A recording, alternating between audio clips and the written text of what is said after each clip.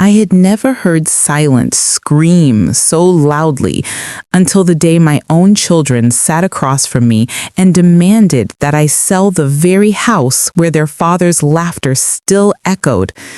The sun had barely set on my husband's grave. The scent of the white lilies from Philip's funeral was still lingering in the hallway, yet there sat Victor, my firstborn, tapping his fingers impatiently on the dining table as if conducting a business meeting. Ashley sat beside him, not saying much, but her silence was an agreement louder than any word. "Mother," Victor said, with that rehearsed firmness he used when addressing his employees, "this house is far too big for you now. It is time to be practical. You need to sell it." Practical. That was the word he chose. Not healing, not grieving, not "how are you holding up, mother?" Just practical. I sat there listening to my children talk over me, deciding my future as if I were a senile old woman with no feelings, no memories, no right to my own life. They spoke about the Florida house like it was some financial asset, not the home where I had raised them, fed them, rocked them to sleep when they were scared of thunderstorms. And as they spoke, I realized something awful. They were not here to comfort me. They were here to collect. But what they did not know was that I was not as powerless as they believed, because their father had left more behind than just memories. He had left me a secret, a second house in New York, one that no one knew about but me, one that I intended to keep that way. Before I go on, I want to say a heartfelt thank you to everyone listening right now. To my loyal subscribers, thank you for always standing by this channel. To the new viewers who just stumbled in, welcome. I am truly grateful that you are here. If you have not yet subscribed, I hope you do, because your support is the fuel that keeps these stories alive. Do not forget to leave your thoughts in the comments below. I love reading your opinions and experiences. Now, back to my story. My name is Lauren, 62 years old, widow of the late Philip Anderson, and mother to two children, Victor, aged 38, and Ashley, aged 35. Victor had always been the assertive one. He built a successful solar energy company, bought himself a Tesla at 30, and spoke as though emotions were weaknesses only poor people could afford. He approached life like a contract. You either sign it willingly, or he finds a way to force your hand. Ashley, on the other hand, was the gentle facade of the family. She worked as a school counselor. She hugged often, spoke softly, and cried at animal rescue commercials. But when Victor led, she followed, always quietly, always loyally, even when he was wrong. For most of my life, I believed I had raised loving children. But grief has a strange way of peeling back the skin of politeness and revealing the bones beneath. And the bones I saw were sharp. They came to my house 3 weeks after the funeral. No warning, no "how are you feeling today, mother?" They sat me down like a counsel facing a defendant. "Father would not want you alone in a 4-bedroom house," Ashley said carefully, her voice gentle, her words rehearsed. "My company knows a real estate investor in Palm Beach. They can pay above market value. You would have enough to move into a quiet retirement community." I stared at my son. Retirement community? They were planning to ship me off like a forgotten parcel? It was not a conversation. It was an ambush. I took a slow breath, steadying my hands under the table. "Have either of you asked me what I want?" I asked. Silence. They looked at me like I had spoken in a foreign language. Want? My wants were irrelevant. They had made their decision. And in that moment, a quiet rage bloomed in my chest. Because while they were sitting there negotiating my life like a business deal, they had no idea that the game had already begun, and I was not the one losing. I did not argue with them that day. There was no point.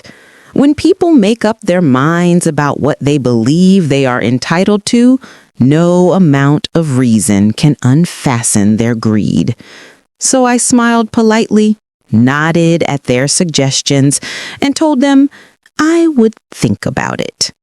But that night, when the house was finally quiet and I was no longer pretending to be agreeable, I opened the drawer beneath Philip's old leather Bible, the one he read every Sunday morning before church, and I pulled out the envelope that had been waiting there for 3 years.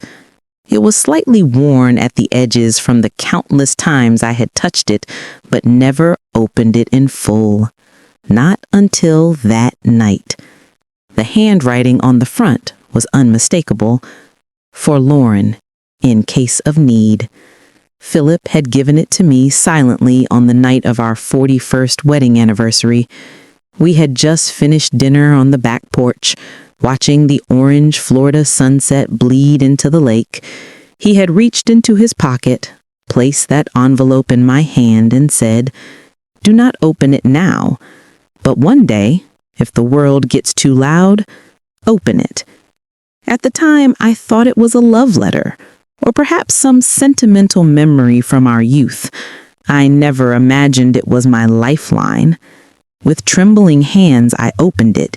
Inside was a deed, a property deed, in my name, alone.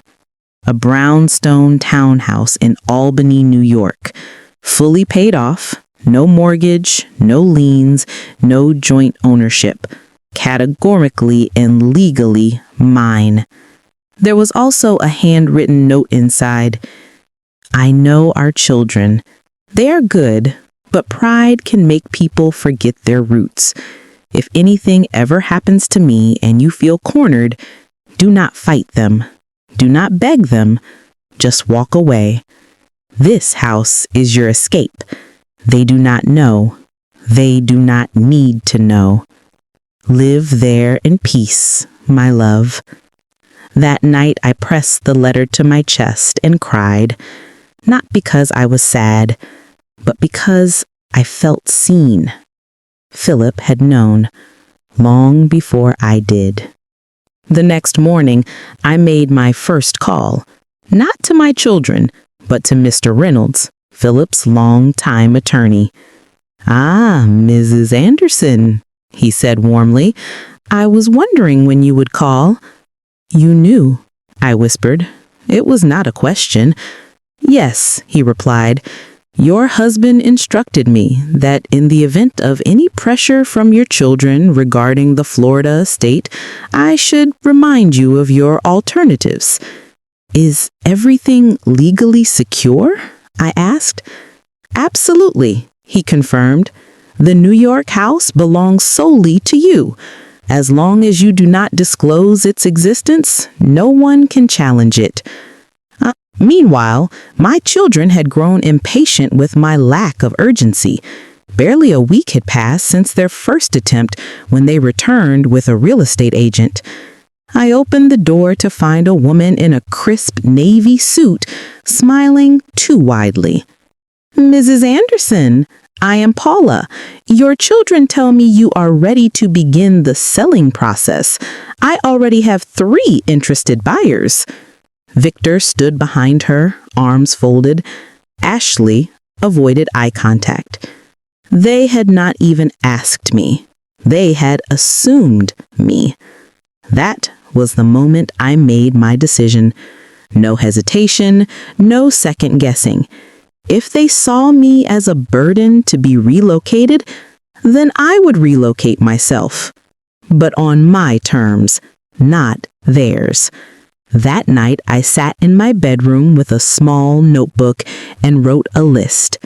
Not of things to pack, but of things I would not take. Old memories, old wounds, old versions of myself that waited for permission.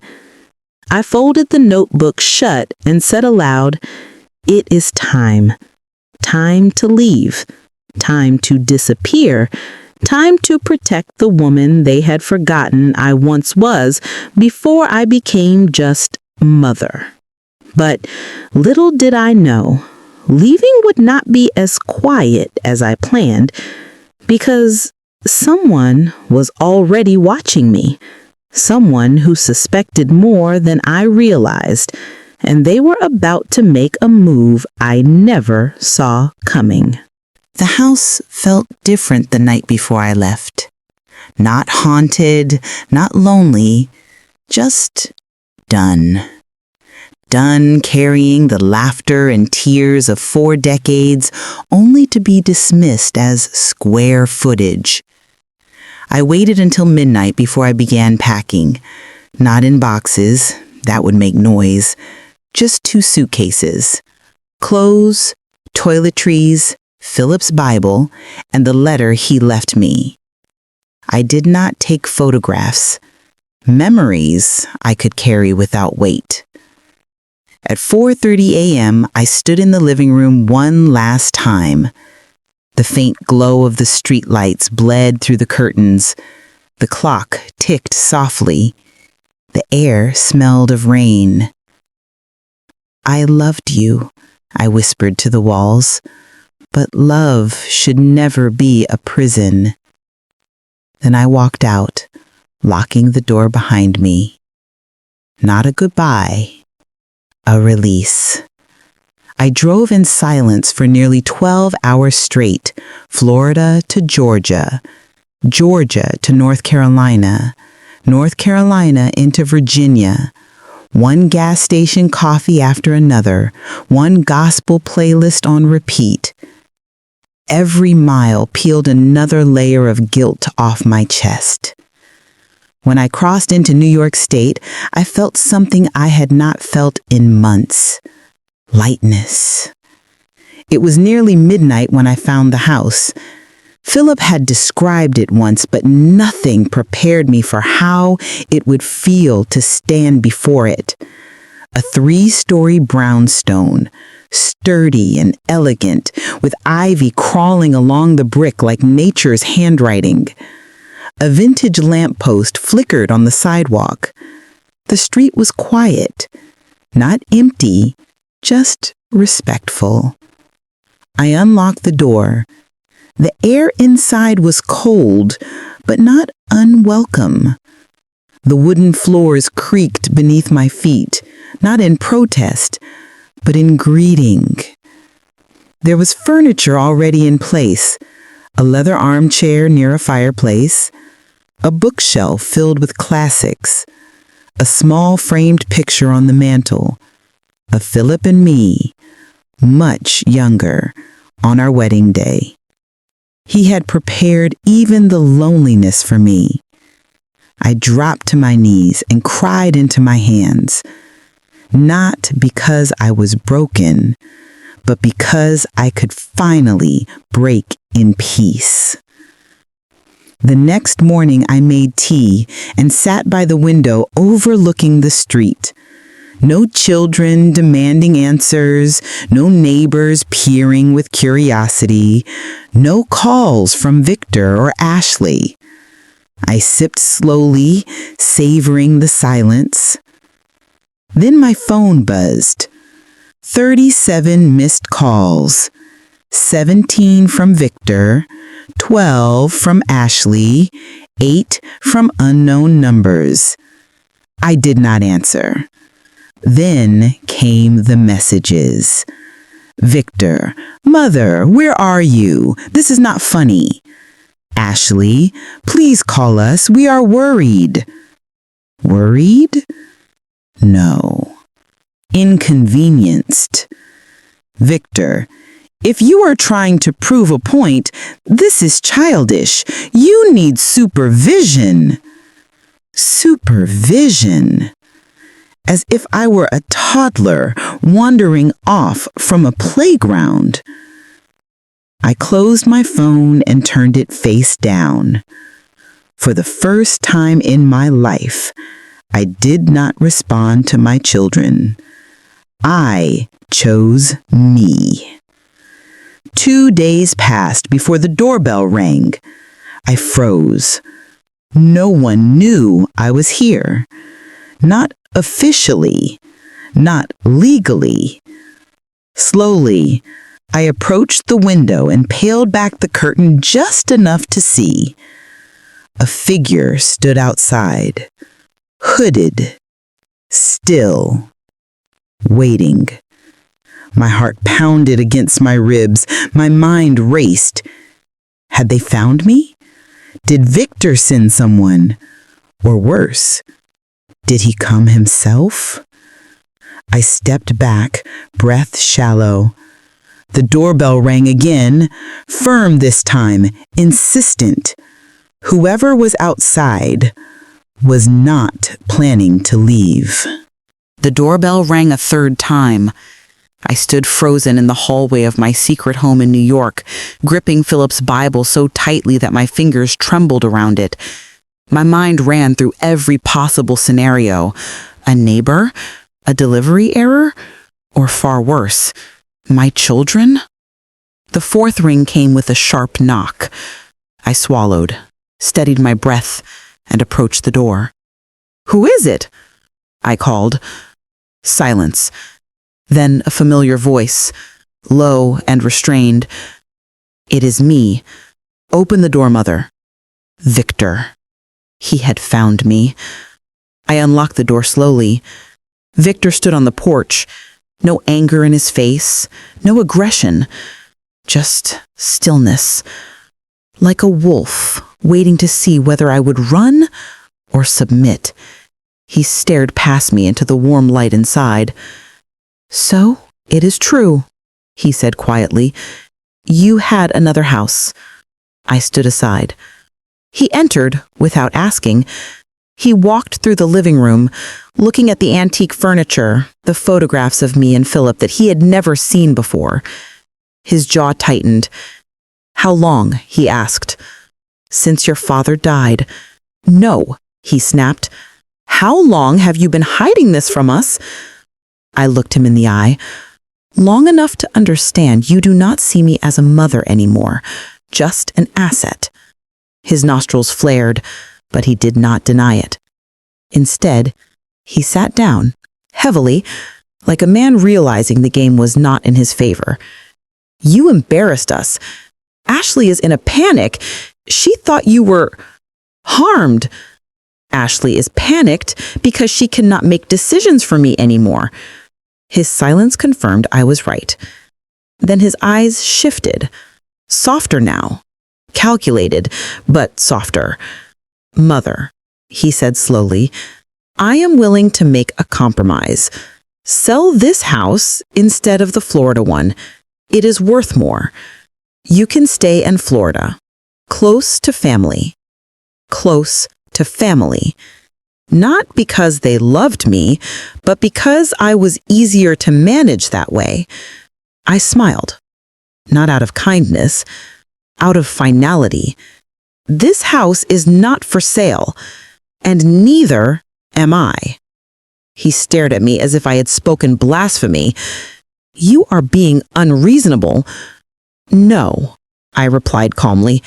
"I am being alive." His mask cracked then. His shoulders fell, the confidence drained out of him. He was not angry. He was lost. For the first time in his life, he was not in control. He stood. "If you walk away from us, do not expect us to come running back," he warned. I placed Philip's Bible on the table. "If I must lose children to gain peace, then I will grieve them like I grieved my husband, and then I will live." He left without another word. The door closed behind him like the final page in a book I had been stuck in for too long. Motherhood is not servitude.